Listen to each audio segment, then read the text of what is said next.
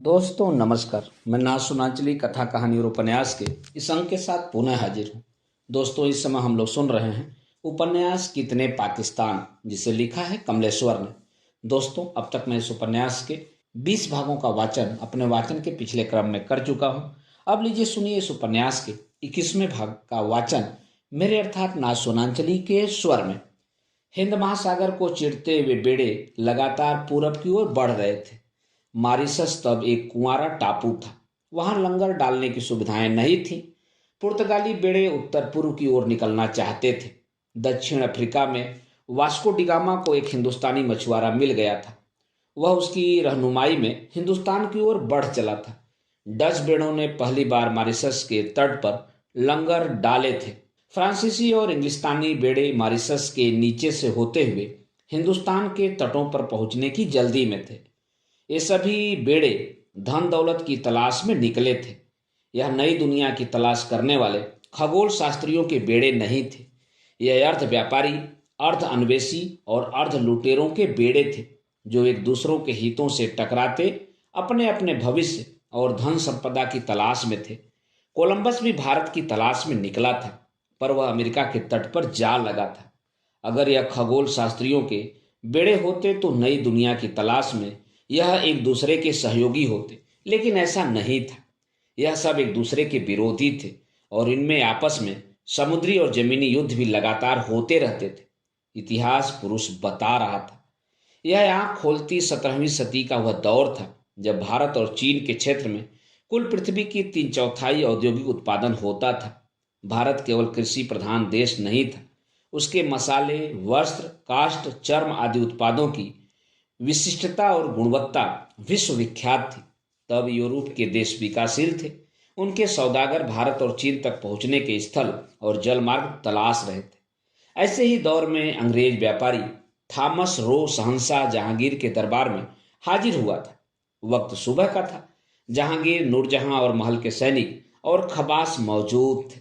किले से कुछ ही दूरी पर तुरान के खलीफा के वे 7 नुमाइंदे भी मौजूद थे, जो कई दिनों से शहंशाह के हुजूर में हाजिर किए जाने की प्रतीक्षा में थे। दूसरी तरफ चुनिंदा व्यापारियों का एक दल दूसरे मुल्कों से हुई तिजारत का हिसाब किताब देने के लिए हाजिर था। तीसरी तरफ सल्तनत के वाला अफसर मौजूद थे, जो तिजारती रास्तों की देखभाल किया करते थे। सड़कों को चाक चौकस रखना, सरायों की मरम्मत करवाना और नई पनाहगाहों को भी बनवाना इन्हीं अफसरों की जिम्मेदारी थी। मुंशियों की एक जमात इन्हीं के पास रहती थी, जो आने वाले कारवाओं की गिनती रखती और मामूली सा महसूल वसूल करती थी।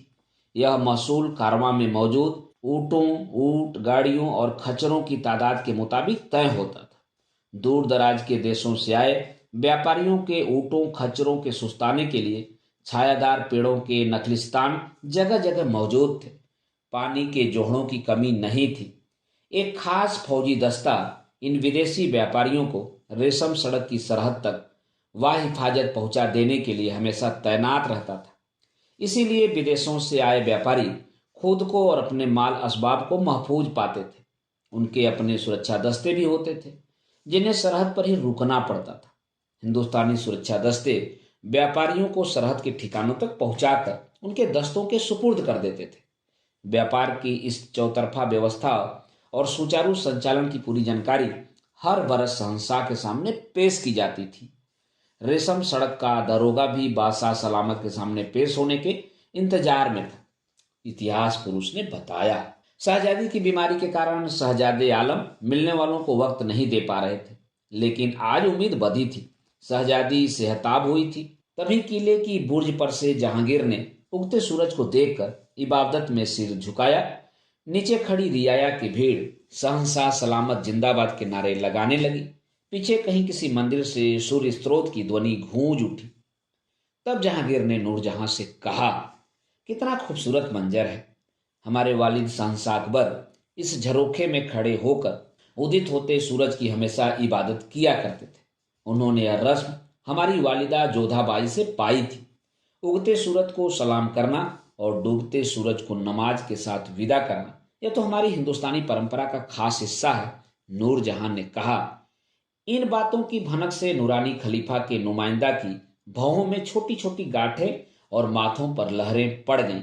एक ने आहिस्ता से कहा, सुनी है बातें, इस्लाम परस्त होते हुए इन हिंदुस्तानी बादशाहों की जहनी नक्शा बदल रहा है। हाँ बेगम, यही बनते हुए हिंदुस्तान की नई तहजीब का नक्शा है। यहाँ कदीमी कुदरत की तरह कदीमी रीति रिवाज और मजहब मौजूद हैं। यहाँ के मजहब कुदरत की उस कोख से निकले हैं जो हमें मौसम देती है, मौसम के साथ साथ यन्न देती है। यहाँ के मजहब हमें कुदरत के साथ साथ यकसा रखते हैं। तभी नूरजहां ने उनका ध्यान नीचे मौजूद रियाया की तरफ दिलाया। उधर देखिए हुजूर, इतने दिनों बाद आप बाहर निकले हैं। आपकी रियाया आपके दीदार के लिए उमर पड़ी है। तभी भीड़ की पुरजोश आवाजें आने लगी, बादशाह सलामत जिंदाबाद, शहजादी की सेहताबी मुबारक हो, मुबारक हो, अहले जहांगीरी सलामत रहे, सलामत रहे, हमारे सर पर बादशाह का साया रहे।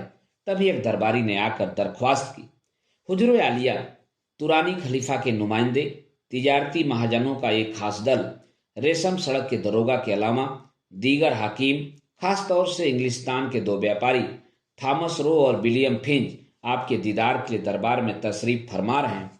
थॉमस रो, जिनकी दवा से हमारी बेटी ने सफा पाई है, शहजादी मौत के मुंह से बच के निकल आई है। हम उनको इनामो इकराम से मालामाल कर देंगे। उन्हें हमारे हुजूर में ही पेश किया जाए। शहंशाह जहांगीर ने हुक्म दिया और कुछ ही पलों में कोर्निश करते थॉमस रो और विलियम फिंच हाजिर हुए। थॉमस रो ने आगे बढ़कर सलाम करते हुए कहा, सरफे बाजियाबी की इजाजत के लिए यह थॉमस रो आपका शुक्रगुजार है जहां पनाह। शुक्रगुजार तो हम हैं थॉमस रो, आपने हमारी बेटी को नई जिंदगी दी है। यह जानकर हम और भी खुश हैं कि आप हमारे लिए अपने मुल्क से फन्ने मुसवरी के नादिर नमूने दिलकश तस्वीरें भी लाए हैं। शहंशाह हिंद की खुशी हमारे लिए बेशकीमती है जहां पनाह। लेकिन थॉमस रो, हम यह नहीं जान पाए कि हकीकत में थॉमस रो कौन है। वह एक हकीम है या फनकार? थॉमस रो ने अदब से शहंशाह को देखा तो शहंशाह ने अगली बात पूछी, और यह भी जानना जरूरी है कि थॉमस रो अपने मुल्क से इतनी दूर क्यों आया है। तो थॉमस रो ने अर्ज किया, नाचीज एक सौदागर है हुजूर, तिजारत की गरज से आया हूं। इंग्लैंड के बाशिंदे आपकी रियाया के साथ कारोबार करना चाहते हैं आलापनाह। जरूर करें। हिंदुस्तान के ताजीर और महाजन हर किस्म की तिजारत के काबिल हैं। हुजूर आलिया, बंदा इस मसले पर तफसील से बातचीत करना चाहता है। जरूर जरूर, उस पर हमारी मलिका गौर करेंगी। हमारे मसले कुछ और ही हैं। कहते हुए शहंशाह दरबार की जानिब मुड़े और दरबारियों के साथ रुखसत हो गए।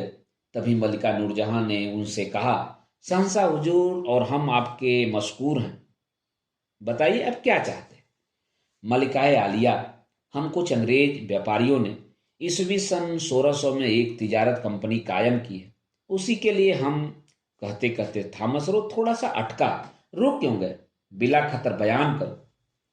मलिका हुजूर, हम अपनी उसी ईस्ट इंडिया कंपनी के लिए सूरत के बंदरगाह पर एक फैक्ट्री कायम करना चाहते हैं। फैक्ट्री? हम समझे नहीं। फैक्ट्री मतलब एक दुकान, एक गोदाम, जहां हम तिजारत का सामान रख सकें। ओह, सिर्फ इतनी सी जरूरत? हम आपकी दरख्वास्त बखूबी मंजूर करते हैं। मलिका नूरजहां ने कहा तो वजीर तिजारत ने मलिका को आगाह किया, मलिका हुजूर देख लीजिए, क्योंकि पुर्तगाल के गोरे ताजियों के बेड़े भी हमारी इजाजत से सूरत के बंदरगाह पर लंगर डाले रहते हैं। इस पर गौर फरमा लीजिए। तो थॉमस रो ने बीच में ही दखल दिया, मलिका हुजूर, हमें उन पुर्तगालियों से कुछ लेना देना नहीं। हम तो आपकी कदम बोसी करते हुए सूरत और मछलीपट्टम जैसे बंदरगाहों के रास्ते तिजारत करके कुछ खा कमा लेंगे। बसर शौक हम आपको तिजारत की इजाजत देते हैं।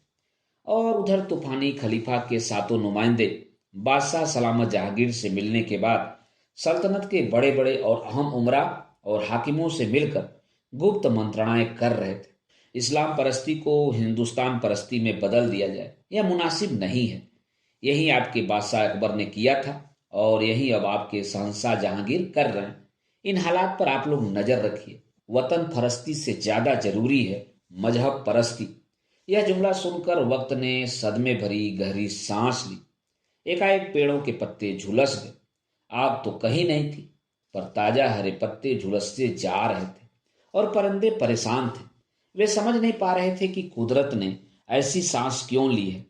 इससे उनके घोंसले भी झुलसने लगे। घोंसलों में बच्चे चीखने लगे।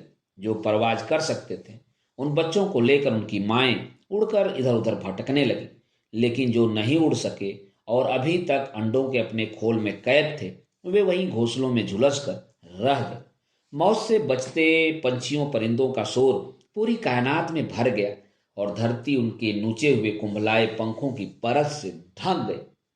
फिर मौसम बदले, सूरज निकला, चांद चमका, खेतों में धान उगा, तीज त्योहार आए, धरती ने गीत गाए, परिंदों ने घोंसले बनाए, आषाढ़ की बारिश में सब मिलकर नहाए। लेकिन न मालूम एक सदी बाद वक्त ने फिर सदमे से भरी गहरी सांस ली और फिर पेड़ों के पत्ते झुलसने लगे।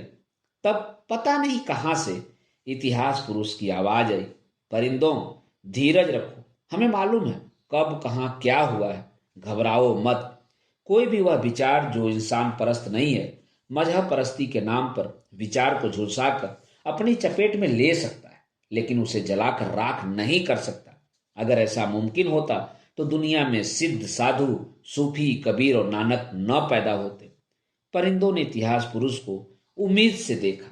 आवाज फिर आने लगी। हिंदुस्तानी इस्लाम भी यहाँ के दकियानूसी ब्राह्मणवाद का शिकार हुआ है। इस्लाम की रूहानी आत्मा से जो सूफी उदारवाद जन्मा था उसे इस्लाम के इन कट्टर ब्राह्मणों ने हिकारत से नामंजूर किया था। खुद उन्होंने हिंदुस्तानी इस्लाम को हिंदू वर्णाश्रम धर्म वाले सांचे में ढाल लिया। नहीं तो क्या वजह थी कि जो भी हिंदुस्तानी कलमा पढ़ के मुसलमान बना मुगलिया सल्तनत में वह खादिम और चौकीदार के ओहदे से ऊपर नहीं जा सका। यही था मुगलों का जातिवाद। इसी जातिवाद के चलते सदियों पहले हिंदू हारा था और इसी के चलते मुल्की मुसलमान की मदद से मुगल महरूम रहे थे। जैसे हिंदू छत्री का साथ हिंदू दलित ने नहीं दिया था, वैसे ही मुगल छत्री का साथ मुल्की मुस्लिम दलित ने नहीं दिया था। इसी इस्लामी ब्राह्मणवाद ने अकबर की कोशिशों को नाकाम किया था। इसी ने जहांगीर को अपनी चपेट में ले लिया था। शाहजहां पूरी तरह इसका शिकार हुआ था और तब इस्लाम के नाम पर औरंगजेब मुसलमान ब्राह्मण बनकर इंसान परस्ती को छोड़कर मजहब परस्ती के रास्ते पर चल पड़ा था। यह सरासर गलत है। एक दूसरी आवाज ने इतिहास पुरुष की बातों में दखल दिया। गलत और सही की यह बहस अभी शुरू ही हुई थी कि एक नाव जो शायद अपने बेड़े से बिछुड़ गई थी दूसराक होटल की जेटी से आकर लगी। अदीब और सलमा ने उस नाव के मल्लाह को देखा और कुछ कुछ पहचाना। शक्ल तो पहचानी जाती थी, लेकिन वह नाविक जिस हाल में था उसमें उसे पहचानना मुश्किल हो रहा था। तभी सलमा ने धीरे से कहा, मुझे लगता है यह तो आपके अर्दली साहब हैं। हाँ, यह यहाँ कैसे पहुंच गया? मुझे पहुंचना ही था हुजूर। एक बार जब आपने तहजीब के जिस्म पर लगे जख्मों को जानने की जिम्मेदारी उठा ली है तब आप अपनी जाती जिंदगी जीने के लिए आजाद नहीं हैं। तो इन चंद लम्हों में ऐसा क्या हो गुजरा है कि तुम मेरी तलाश में निकल पड़े हो? चंद लम्हे हुजूर, दुनिया की सांसों पर एक एक लम्हा इतना भारी पड़ रहा है कि बयान से बाहर है। अफगानिस्तान कब्रिस्तान बन गया है। उधर लेबनान से पाकिस्तान का मुर्तजा भुट्टो खुद अपने मुल्क को खून से नहला देने की पेशकश कर रहा है। वह अपने वालिद की सियासत विरासत में अपनी बहन बेनजीर से बंटवारे की मांग कर रहा है। उधर इराक में कुर्द अपना पाकिस्तान बनाने की जद्दोजहद कर रहे हैं। गोरी ताकतों ने कुवैत को इराक से आजाद करवा दिया है। सद्दाम हुसैन ने कुर्दों के ठिकानों पर हवाई हमले किए और आप पूछ रहे हैं कि ऐसा क्या हो गुजरा है? अफगानिस्तान में लाशें ही लाशें बिछी हुई हैं। जब से आप इस आरामगाह में छिपे हुए हैं तब से दुनिया में तबाही मची हुई है और अदालत के इंतजार में मुर्दे दम तोड़ रहे हैं, अर्दली ने कहा।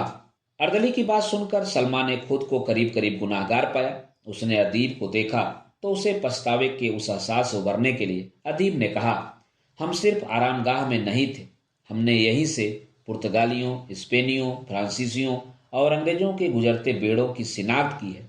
वे एक दूसरे का पीछा करते हुए कुछ देर पहले यहाँ से गुजरे हैं। जी वह तो ठीक है, उनके बेड़े अपने अपने रास्ते से पूरब की तरफ बढ़ गए हैं। यह खबर भी मैं आपको सदियों पहले देना चाहता था। उन बेड़ों ने कौन सा इतिहास लिखा है यह पूरब जानता है। इतिहास की वह इबारत भी पढ़े जाने का इंतजार कर रही है। फिलहाल अगर आप दम तोड़ते मुर्दों से मिल सकें तो। कहता कहता अर्दली रुक गया। सलमा ने उसकी खामोशी में कुछ गहराई से पढ़ा और तभी अदीब को अपने कंधे के पास एक बहुत महकती हुई आवाज सुनाई दी, खुदा हाफिज। अदीब चौंका, क्या मतलब? यही कि अब मैं चलती हूँ। आप जब भी मुझे आवाज देंगे मैं लौट आऊंगी। लेकिन क्यों? तुम जा क्यों रही हो? मुझे जाना ही चाहिए, नहीं तो वक्त आपको माफ नहीं करेगा और फिर आपको भी वक्त की बर्बादी का मलाल कचोटता रहेगा। सलमा, देखिए आपके अदरी साहब बेसब्री से आपका इंतजार कर रहे हैं। चलने से पहले एक दरख्वास्त। दुनिया से मिलने के पहले आप पाकिस्तान की सारा सबूकता से जरूर मिल लीजिएगा। खुदकुशी करने के बाद से वे भटक रही हैं। सारा सबूकता? हाँ, तो मैं अब चलती हूँ। खुदा हाफिज। खुदा हाफिज। अदीब ने गहरी उदास सांस लेकर कहा। अर्दली ने राहत की सांस ली। अदीब सोचने लगा। सारा सबुक्ता से यूं तो उसकी कभी मुलाकात नहीं हुई है, लेकिन अपनी बिरादरी की जितनी शक्लें उसके सामने झिलमिलाती थी, उनमें से उसे एहसास था कि सारा सबुक्ता एक बेपनाह खूबसूरत औरत और निहायत बेबाक शायर है, जिसकी एक आंख से आंसू और दूसरी आंख से अंगारे बरसते हैं। उसने अपने खूबसूरत सपनों और ख्वाहिशों की कीमत खुद अपनी खुदकुशी से अदा की है। सारा सबुक्ता इस वक्त कहाँ है? अदीब ने हरदली से पूछा। वे इस वक्त दिल्ली हौज खास में अमृता प्रीतम के घर मौजूद हैं। अमृता जी के यहाँ? जी हाँ, वे और कहाँ हो सकती हैं? पूरे एशिया में आंसुओं और अल्फाजों का एक ही तो विद्यापीठ है, अमृता प्रीतम का घर। होटल दुसराक से उन्हें हौज खास पहुंचने में देर नहीं लगी। अदीब ने आगे बढ़कर सारा सबुक्ता का इस्तकबाल किया। अय एशिया की सबसे आला तरीन शायरा और मोहतरमा, आप पाकिस्तान से कब आई? मैं सारा सबुक्ता नहीं, अमृता प्रीतम हूँ, सामने मौजूद महिला ने उत्तर दिया। वो उधर वाले कमरे में अपने आंसुओं की गिनती कर रही हैं, मैं बुलाती हूँ। तब तक एक और महिला वहां आई तो देखकर अदीब चौंक उठा। अरे सलमा, अभी अभी तुम वहां और अब यहाँ? अदीब, मैं सलमा नहीं, सारा सबुक्ता हूँ।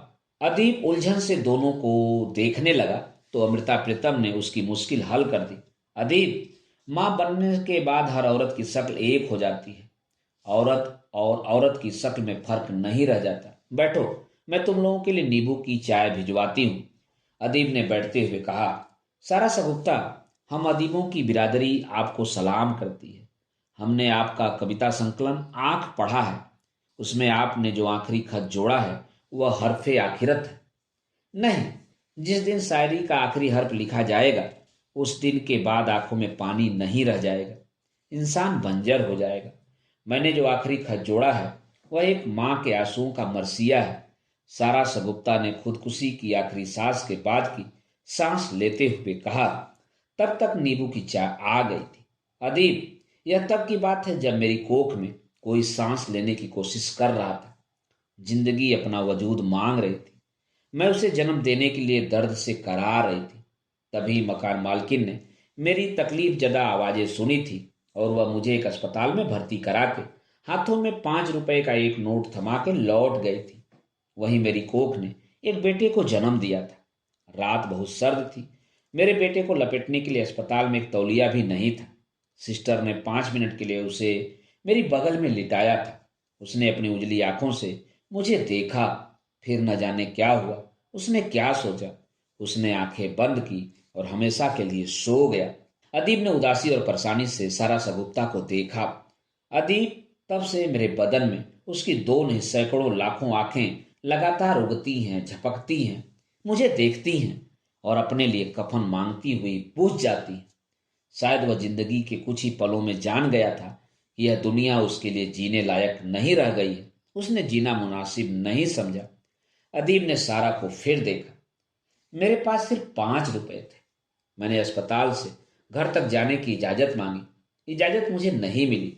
एक तो इसलिए कि अभी मैं घर जाने लायक नहीं थी और दूसरे इसलिए कि मेरे बेटे की लाश वहीं पड़ी थी।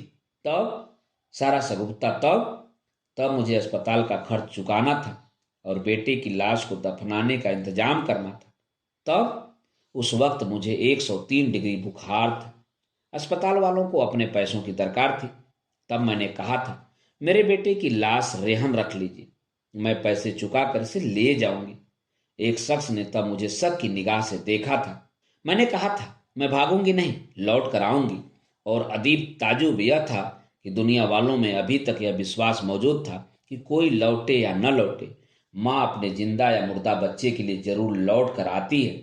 मैं तब चली तो मेरी छातियां दूध के निकास के लिए फटी जा रही थी। घर पहुंचकर मैंने अपनी छातियों का दूध निचोड़ निचोड़ कर एक गिलास में निकाला और वह गिलास अभी रखा ही था कि तमाम शायर और अदीब मातम पुरसी के लिए आ गए। कुछ देर वह सब खामोशी से दूध भरा गिलास देखते रहे, फिर अपनी हमेशा की बहसों में उलझ गए। वहीं फ्रायड, रिम्बो, लोरका, सादरी, Sartre, Camus, Kafka, Allama Iqbal, वे मेरे बेटी की लाश को भूल चुके थे। फिर सारा, फिर क्या? मैं उसकी रेहन रखी लाश ले आई। फिर देखिए तो हुजूर, बेटी की लाश तो सारा सगुप्ता की गोद में मौजूद है। यह आवाज अर्दली की थी। तभी लाशों के बाजार खुलते चले गए। सोमालिया में शांति कायम करने गए पाकिस्तानी फौजियों की लाशों का अंबार लगा था। बोस्निया में कत्ल किए गए मुसलमानों की लाशों को कफन में लपेट कर सजाया जा रहा था। अजरबैजान में लाशों का बाजार लगा था। गीदड़, चील, कौवे और कुत्ते उनका बंटवारा कर रहे थे। नाइजीरिया में लाशों की शिनाख्त हो रही थी और बोलीविया में तमाम लाशें अपनी शहादत का खुतबा पढ़े जाने का इंतजार कर रही थी। कश्मीर में पड़ी लाशें अपने बयान दर्ज करा रही थी। उन लाशों में कश्मीरी मुसलमान भी थे और कश्मीरी पंडित भी। अफगानिस्तान में लाशें दफनाने के लिए जमीन की कमी पड़ रही थी और ताजुब की बात यह कि तालिबानों द्वारा रौंद दिए जाने के बावजूद अपने अपने हिमायती लोगों की लाशों के ढेर पर गुलाब रंबानी, अहमद शाह मसूद, गुलाबुद्दीन हिमयकतार और तालिबानों का तानाशाह मोहम्मद उमर जैसे लोग अपने अपने इस्लाम का ताज पहने शान से खड़े थे। तभी एक मुर्दा दौड़ता हुआ आया और चीखने लगा, अदीबे आलिया, इस्लाम के नाम पर अफगानिस्तान कब्र बन चुका है। यह चारों तो इस्लाम का ताज पहनकर बेशर्मी से खड़े हैं, पर कोई देखे तो हम आम इस्लाम परस्तों का क्या हाल हुआ है हुजूर। हम लाखों करोड़ों लोग तो मारे गए। इन चारों के दामन बेगुनाहों के खून से तर है। पूरा मुल्क तबाह हो चुका है। अभी वह मुर्दा अपनी बात कह ही रहा था कि कराहता हुआ बाबर अदीब के सामने हाजिर हुआ। अदीबे आलिया, मैं तो आपसे छुट्टी मांगकर अपनी कब्र में लौट गया था, लेकिन जगह जगह बरसते और फटते गोलों की आवाज ने मेरा सुकून से लेटना मुश्किल कर दिया। अब तो अफगानिस्तान से कदीमी मुर्दों को भी भागना पड़ रहा है, क्योंकि कब्रें मिस्मार हो चुकी हैं। लाशें सस्तूज की तरह सड़ रही हैं। तेजाबी बदबू और सड़े हुए गोश्त को देखकर मांस भक्षी जानवर और परिंदे भी मुल्क छोड़कर उत्तर या दक्षिण की ओर चले गए हैं। अदीबे आलिया, अफगानिस्तान मर गया है। मेरा काबुल मर गया है।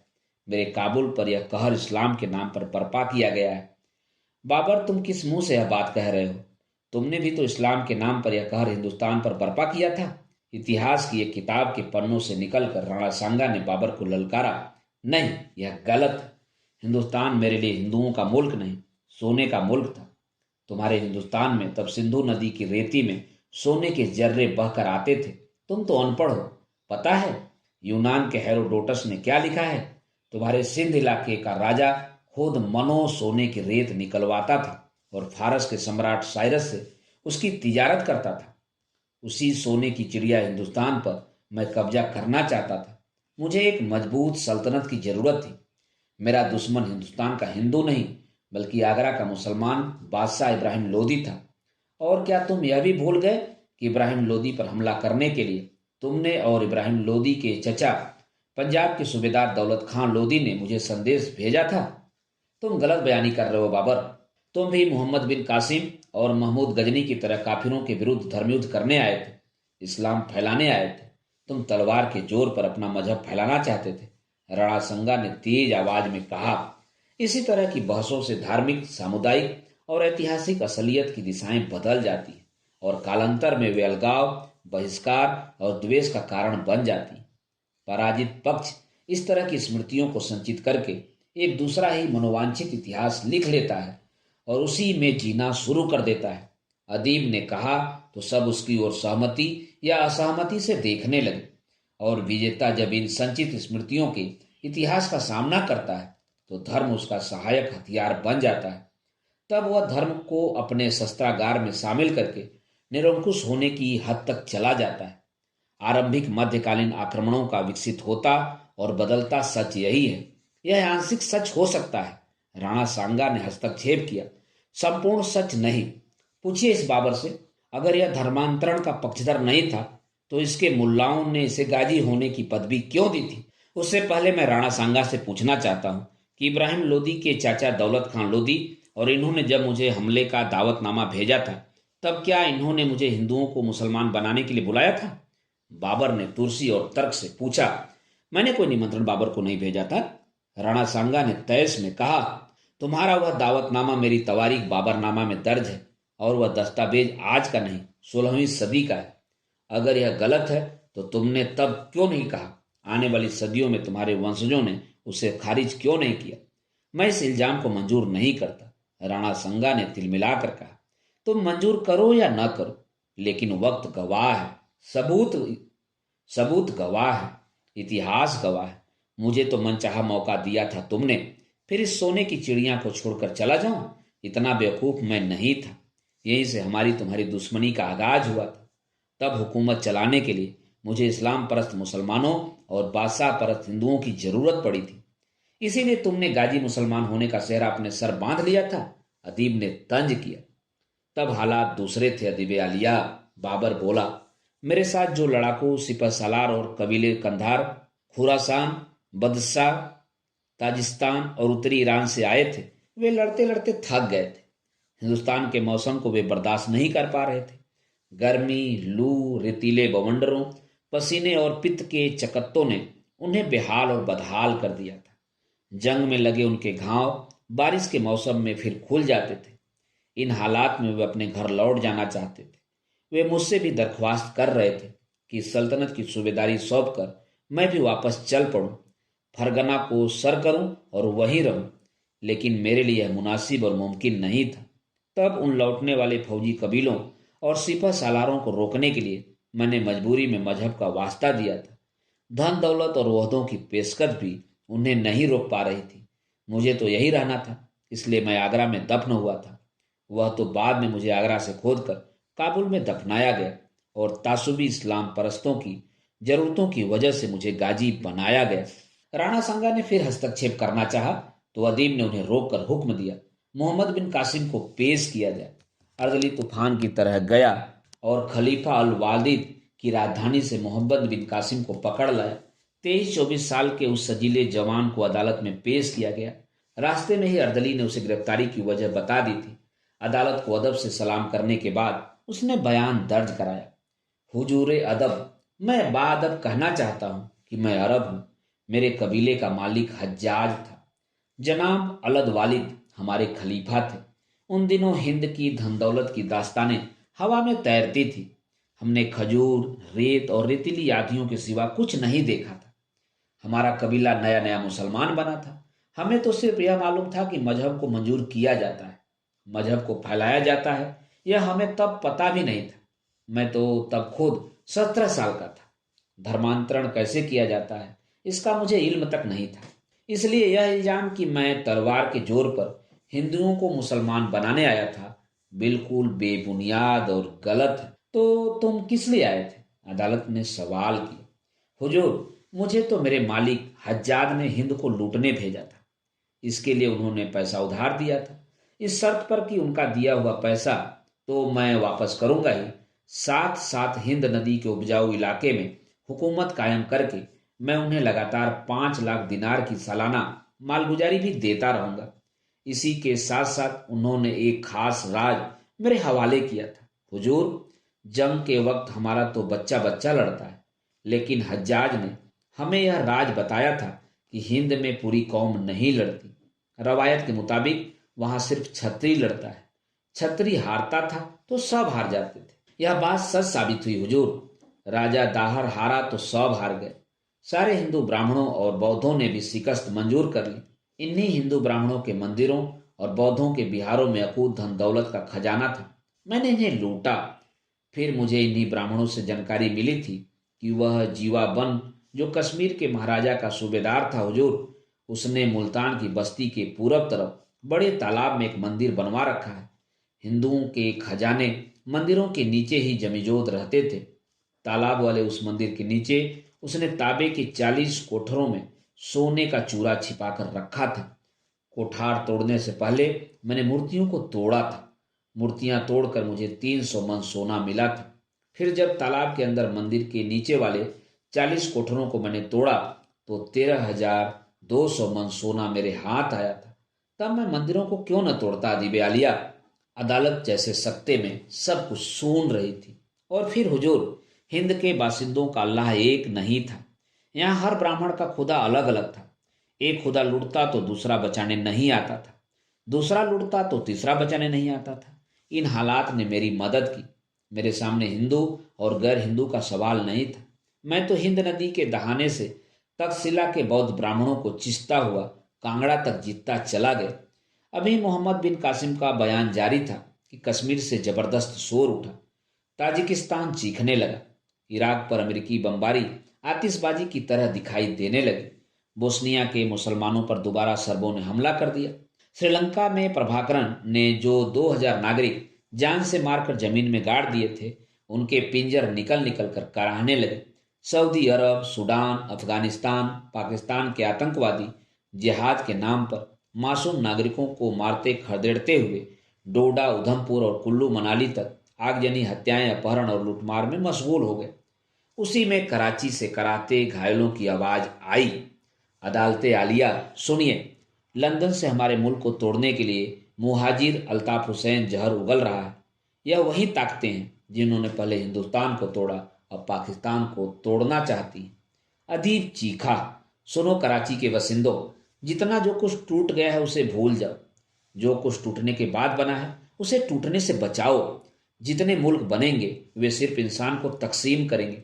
जरूरत से ज्यादा इस दुनिया का बंटवारा हो चुका है। खुदा के लिए बंटवारे की इस जहनीत को खत्म करो। लेकिन जो गलत बंटवारे हुए हैं उन्हें खत्म करना जरूरी है, नहीं तो अदीब आलिया, दुनिया में कत्लो आम और खून खराबा बंद नहीं होगा। यह तेज तर्रार आवाज सिंध पाकिस्तान के नेता डॉक्टर हल्लो पोता की थी। धर्म के नाम पर तहजीबें भी खूंखार और रक्तजीवी हो जाती हैं। यही हम सिंधियों के साथ हुआ है। हम सिंधी सदियों से स्वाधीन रहे हैं। हमारी जुबान, संस्कृति, फलसफा और सभ्यता इन पाकिस्तानियों से अलग है। हम 4 करोड़ सिंधुओं को आत्मनिर्णय का अधिकार चाहिए। हमारे साथ सन 1947 में दगा हुआ है। पढ़िए पाकिस्तान के उस घोषणा पत्र को जो सन 1940 में लाहौर में जारी हुआ था। इसमें हम सिंधुओं को पूरी स्वायत्तता देने का वादा है। लेकिन पाकिस्तान बनने के बाद सियासत के इरादे बदल गए। कठपुतले हुक्मरानों और सैनिक तानाशाहों ने यह वादा पूरा नहीं किया। इसी तरह और वादे न निभाने की वजह से पाकिस्तान टूटा और बांग्लादेशियों ने अपना पाकिस्तान बना लिया। अब हम अपना सिंध आज़ाद चाहते हैं, सिंधी मुसलमानों और सिंधी हिंदुओं के लिए, क्योंकि हमारी भाषा, इतिहास, संस्कृति और सभ्यता एक है। और होटल कनिष्क के एक कमरे में तभी 3 लोग बैठे दिखाई दिए। 84 वर्षीय जीए सिंध, आंदोलन के जनक जीएम सैयद, बाल कवि बैरागी और रामेश्वर निखरा। जीएम सैयद कह रहे थे, डॉक्टर हलोपोता ठीक कहता है, सिंध की सभ्यता ही अलग है। वह इस्लाम और वैदिक धर्म की मिली जुली सभ्यता है। यह ठीक है कि मैंने ही सन 43 में सिंध असेंबली में भारत विभाजन का प्रस्ताव मुस्लिम लीग सदस्य के रूप में रखा था, पर 2 साल बीतते बीतते सन 45 में ही पाकिस्तान की नफरत की फिलॉसफी मेरी समझ में आ गई थी। मुझे शक होने लगा था कि जो जिन्ना भारत में आज हिंदुओं से नफरत करने की राजनीति चला रहा है, वह कल हम सिंधियों से भी नफरत करेगा। सन 1947 में इसीलिए मैंने बहुत बूझे मन और आशंकाओं के बीच पाकिस्तान बनाने का स्वागत किया था। अगर तुम सिंधी हिंदुओं और सिंधी मुसलमानों की भाषा, संस्कृति और सभ्यता एक मानते हो, तो फिर आज विभाजन के इतने वर्षों के बाद भी भारत गया हुआ सिंधी हिंदू तुमसे इतनी नफरत क्यों करता है? यह सवाल एक पत्थर की तरह आकर गिरा। यह गलत है। हमारी गलती से विभाजन तो एक सच्ची घटना में तब्दील हो गया था, पर विभाजन के भयानक दौर में भी सिंध में मारकाट नहीं हुई। हमने मन ही मन अपनी ऐतिहासिक गलती मंजूर करते हुए बहुत भरे दिल से अपने हिंदू भाइयों को विदाई दी थी। सिंध से जो भी हिंदू निकला वो जान माल और इज्जत समेत इतना सुरक्षित निकला कि अपना पालतू तोता तक पिंजरे समेत लेकर भारत गया। उन हिंदू भाइयों के साथ सिंधी मुसलमानों ने कोई बदसलूकी नहीं की। बदसलूकी अगर की तो सिंध में बसने वाले पंजाबी मुसलमानों ने। वे पंजाबी मुसलमान तब भी जाहिल थे और आज भी उनकी जहालत कमतर नहीं है। हम सिंधी तब भी उनसे लड़ रहे थे और आज भी लड़ रहे हैं। हमारी लड़ाई उनसे मुसलसल है। हम मजहब के लिए नहीं, अपनी संस्कृति के लिए लड़ रहे हैं। यह बयान तो भड़काने के लिए है, लेकिन मसला दूसरा है। सवाल वाले पत्थर ने जुमला खड़ा किया। हाँ, यह मसला यह है कि विभाजन के वक्त हमारे सिंध में सिर्फ 11% गैर सिंधी थे। हिंदू तो तब 13 लाख ही भागे थे। पर हमारी छाती पर आज जो 48% गैर सिंधी आकर बैठ गए हैं, इनसे हमें अब जिंदगी भर लड़ना है। यानी तुम कायदे आजम मोहम्मद अली जिन्ना और पाकिस्तान के बानी शायर अल्लामा इकबाल की विरासत से लड़ना चाहते हो? सवाल वाले पत्थर ने करवट बदल कर पूछा। हाँ, वो विरासत है ही नहीं, वह तो मजहब के नाम पर लूटा गया सिर्फ एक इलाका है जिसे मुल्क कहा गया।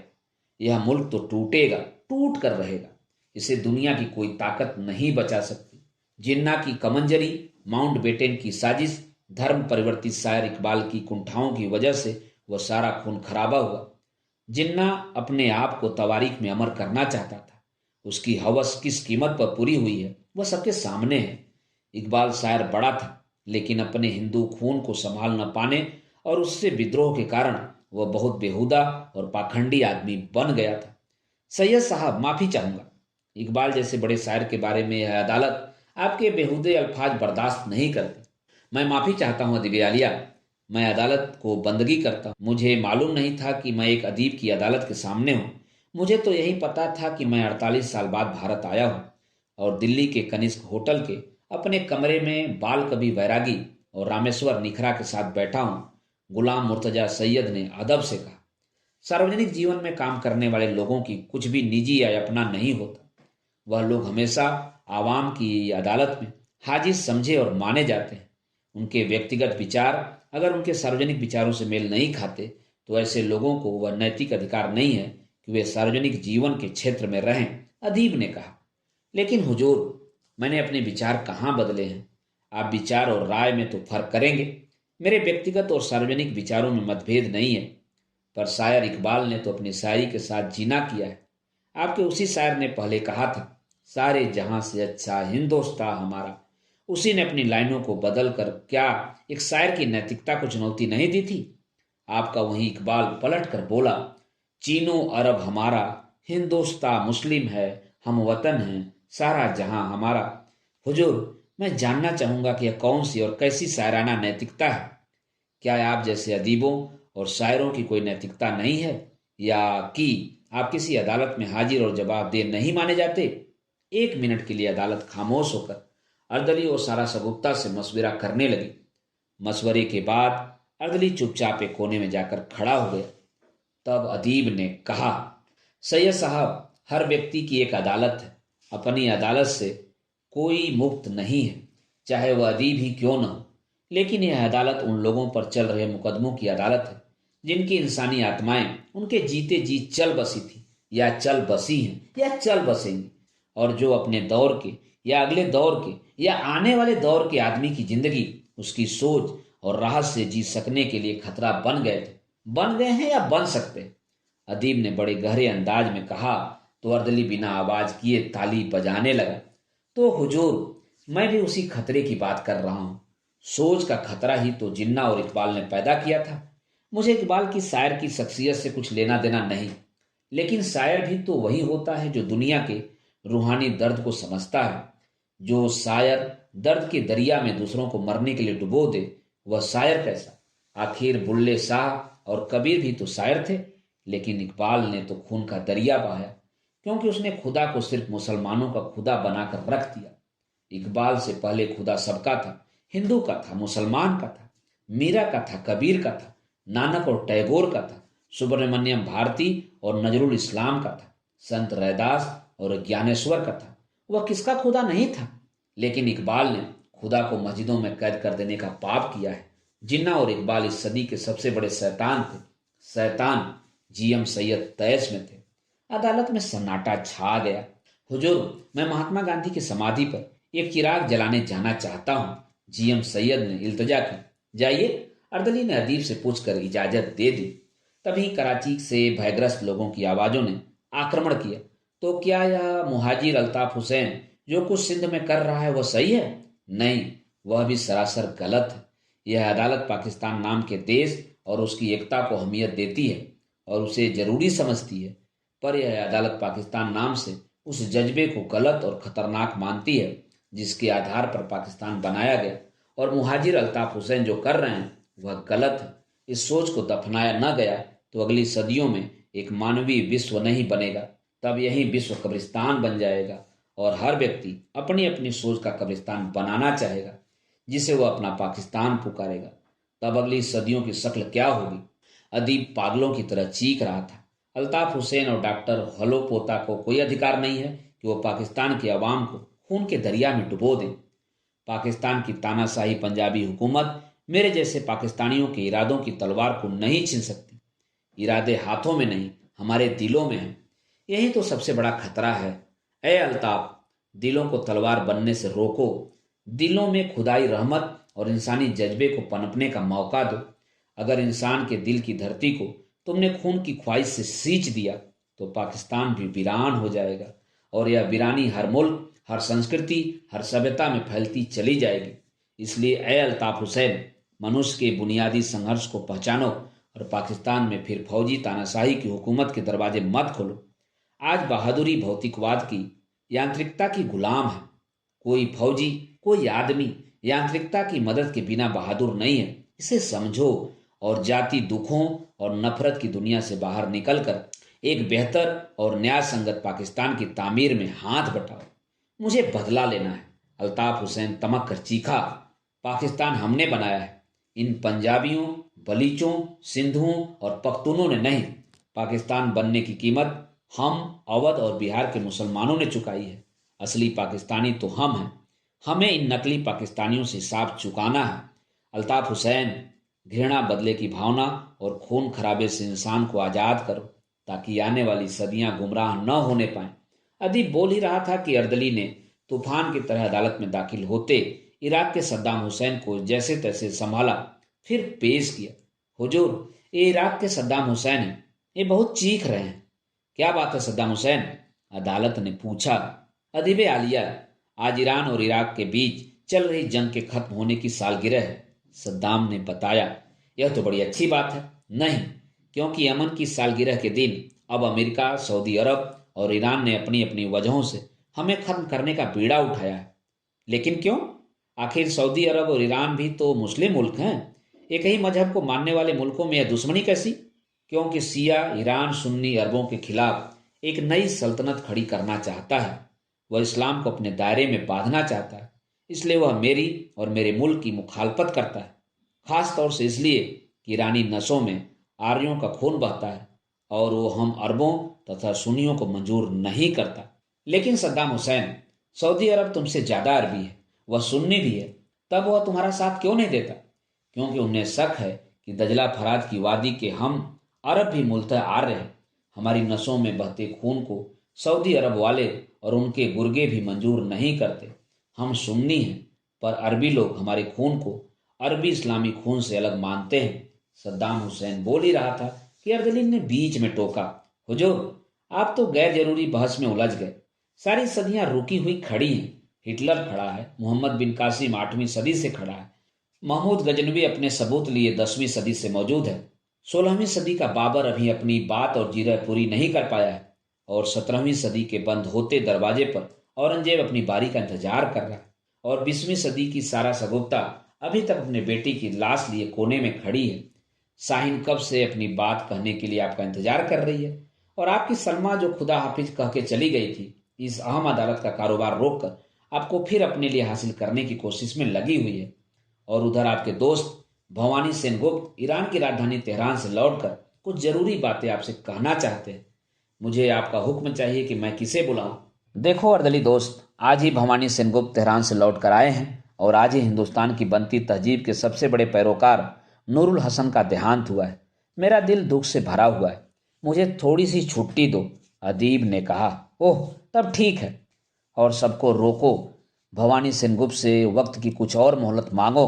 शाहीन से कहो वह और थोड़ा इंतजार करे। मोहम्मद बिन कासिम से बोलो कि वह लौटना चाहें तो लौट जाएं। महमूद गजनवी से कहो कि अपनी लूट का हिसाब तैयार करें और बाबर से कहो कि तालिबानों की तोपों के गोलों की परवाह न करें। वह फिलहाल अपनी कब्र में जाकर लेट जाएं और इन तमाम फरमानों को जारी करने के बाद औरंगजेब से कहो कुछ देर बाद वह अदालत में हाजिर हों। दोस्तों, अभी आप सुन रहे थे उपन्यास कितने पाकिस्तान के 21वें भाग का वाचन मेरे अर्थात नासुरांचली के स्वर में। दोस्तों, इस उपन्यास के आगे के भागों का वाचन आप मेरे वाचन के अगले क्रम में सुन सकते हैं। तो जुड़े रहिए और सुनते रहिए। धन्यवाद। नमस्कार।